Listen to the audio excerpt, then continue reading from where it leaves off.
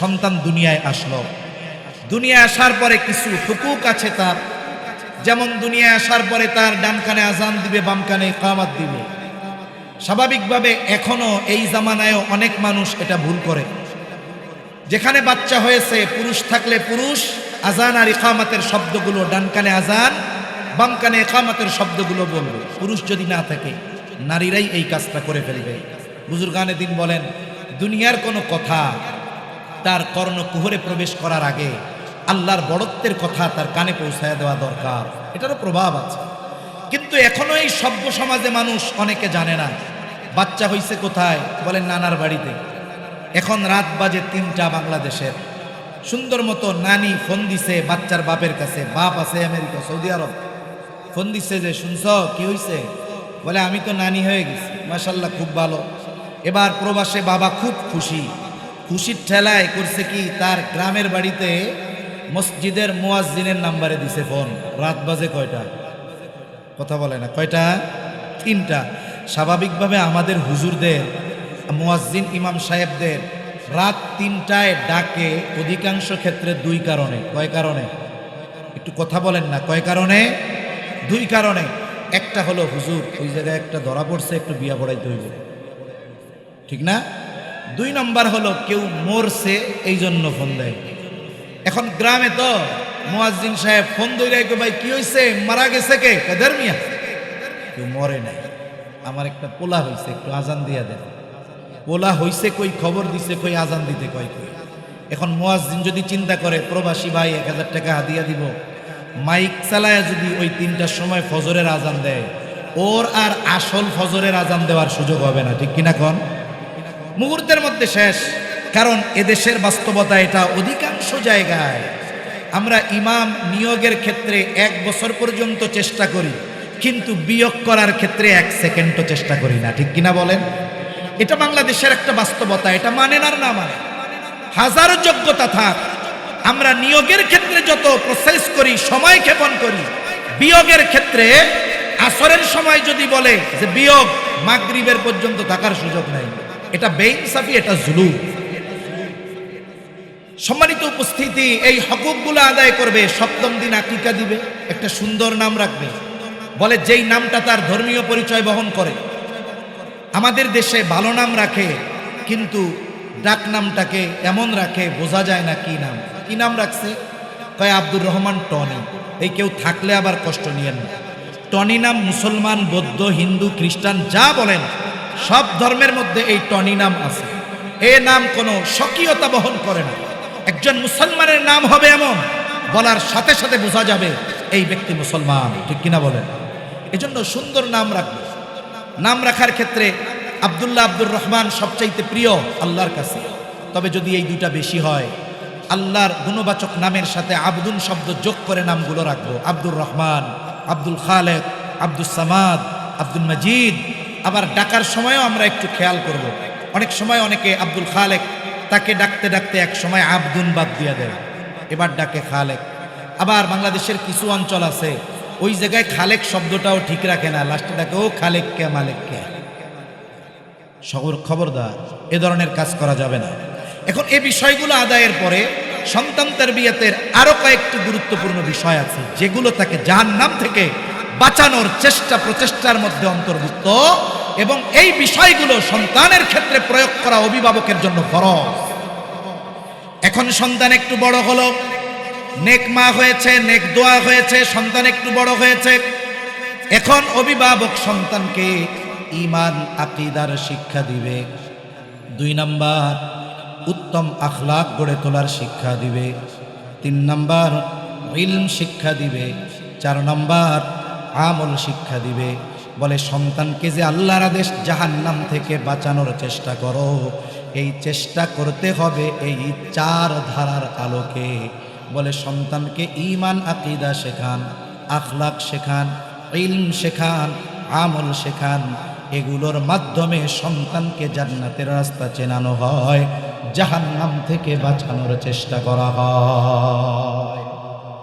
এখন আমাদের সমাজে বাস্তবতা হলো এই রকম। এই 4 বিষয়ের শিক্ষা দেওয়া পিতার জন্য ফরজ। সন্তানকে শিক্ষা দেওয়া কার জন্য ফরজ? একটু জোরে জবাব দেন, কার জন্য? পিতার জন্য। এখন পিতা সকাল 6টায় অফিসে যায়, রাত 10টায় অফিস থেকে আসে। অবস্থা কি? বলে যখন তিনি যান সন্তান ঘুম, যখন তিনি আসেন সন্তান ঘুম। উনি সন্তানকে দেখে, সন্তান ওনাকে দেখে না। সন্তানের সাথে ওনার চোখাচোখি হয় একদিন শুক্রবার।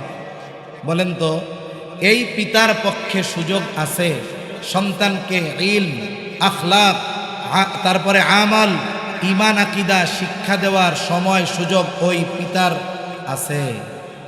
অথচ শিক্ষা দেওয়া কি, জোরে বলেন তো, আরো জোরে, কি ফরজ। না হলে কি হবে? ওই যে আল্লাহ বলছে নিজে বাঁচো, অধীনস্থদের বাঁচাও। এই বাঁচানো হবে না। মা আছে, মা শেখাবে। বলে মার 3 বেলা রান্না, কাপড় চুপড় ধোয়া, থালা বাসন ধোয়া, অন্যান্য ঘরের কাজ করতে গিয়ে মায়ের 5 ওয়াক্ত নামাজ নিজেই পড়া কষ্ট হয়ে যায় ঠিক মতো। এই মার জন্য সুযোগ নাই সন্তানকে এই 4 বিষয় শিখিয়ে জাহান্নাম থেকে বাঁচানোর চেষ্টা করা। তাহলে বাবার উপরে ফরজ, বাবা পারে না, মা পারে না। বলে অধিকাংশ ফ্যামিলির এই সামর্থ্য নাই যে 20,000 টাকা দিয়ে একজন ওস্তাদ রেখে সন্তানকে এই বিষয়গুলো শেখাবে, এই সুযোগ নাই। এখন বাবার নাই, মার নাই, শিক্ষক রাখার অ্যাবিলিটি নাই। যা হয় হোক, কিন্তু শেখানো তো লাগবেই, কারণ শেখানো কার হুকুম? শেখানো ফরজ, শেখাতে হবে। এখন শেখাবেন কোথায়? আমাদের দেশের প্রাইমারি স্কুলগুলোতে যেই কারিকুলাম, জেনারেল কারিকুলাম, ওখানে গেলে ঈমান শিখে না, ওখানে গেলে আখলাক শিখে না, ওখানে গেলে ইলম শেখে না, ওখানে গেলে আমল শিখে না। এগুলো তো বহুদূর, বরং ষড়যন্ত্র চক্রান্ত করা হয় কেমনে মুসলমানের ঘরের মধ্যে গান বাদ্যযন্ত্র ঢুকিয়ে দেওয়া যায়, কেমনে বেঈমান বানানো যায়, কেমনে নাস্তিক বানানো যায়, কেমনে সমকামিতা শেখানো যায়। এগুলোই এখন আমাদের শিক্ষা ব্যবস্থায় ঢোকানোর অপচেষ্টা চলতেছে। অথচ আমরা মুসলমান, সন্তানকে জাহান্নাম থেকে বাঁচানোর চেষ্টা করতে হবে। বলে এখন করব কি তাহলে? বলে আপনি, আপনার আশেপাশে অনেক প্রতিষ্ঠান আছে, দ্বীনি প্রতিষ্ঠান। আপনি যদি জাহান্নাম থেকে সন্তানকে বাঁচাতে চান, এই শিক্ষাগুলো আপনার তাকে দেওয়া সম্ভব নয়, তবে ওই মাদ্রাসায় দেন। এখন বলবেন হুজুর আমি তো নিয়ত করছি ছেলেটারে ডাক্তার বানাবো, ছেলেটাকে ইঞ্জিনিয়ার বানাবো। আমি বলি অসুবিধা নাই, কিন্তু আগে তো তাকে দিনদার বানাতে হবে, ঠিক কিনা? এখন সন্তানকে যখন আপনি ওই মাদ্রাসায় দিবেন, আর বাস্তবতা এরকম, আমাদের স্কুলগুলোতে যেই পরিমাণ বাংলা, অঙ্ক, ইংরেজি শেখানো হয়, আপনার আশেপাশে অনেক দ্বীনি প্রতিষ্ঠান আছে, ওই স্কুলের চাইতে আরো যত্ন সহকারে সুন্দরভাবে বাচ্চাদের ইংরেজি, বাংলা সহ জেনারেল সাবজেক্টগুলো পড়ানো হয়। এবং কি হয়, সাথে সাথে যেই বিষয়গুলো শেখানো সন্তানকে ফরজ ছিল, এই বিষয়গুলো ওস্তাদেরা যত্ন সহকারে বাচ্চাদেরকে শিখিয়ে দেয়। এখন লাভ কি? আপনি কমপক্ষে 3 বছর, 4 বছর, 5 বছর বাচ্চাটাকে ওইখানে পড়ান, এরপরে আপনি তাকে স্কুলে ভর্তি করেন। এতে কি হবে? বলে আপনি তাকে জাহান্নামের রাস্তা চিনিয়ে দিয়েছেন, জান্নাতের রাস্তা চিনিয়ে দিয়েছেন। আপনার দায়িত্ব পালন হয়েছে। আল্লাহ না করুক এরপরে যদি ওই সন্তান নাস্তিক হয়, ওই সন্তান পাপাচারে লিপ্ত হয়, কিয়ামতে আল্লাহ আপনাকে জিজ্ঞাসা করবে না যে তুমি সন্তানকে কেন দ্বীন শেখাও নাই। জিজ্ঞাসা করার সুযোগ নাই, কারণ আপনি সেই দায়িত্ব পালন করেছেন। এজন্য কিয়ামতের দিন যদি আমরা বাঁচতে চাই, আল্লাহ তাআলার পক্ষ থেকে যদি এই প্রশ্ন থেকে বাঁচতে চাই যে তুমি তোমার অধীনস্থ সন্তানদের ব্যাপারে কি দায়িত্ব পালন করেছ, মনে রাখবেন আল্লাহ জিজ্ঞাসা করবে না ছেলেরে কি খাওয়াইছিলা, কোথায় পড়াইছিলা, কি করছিলা।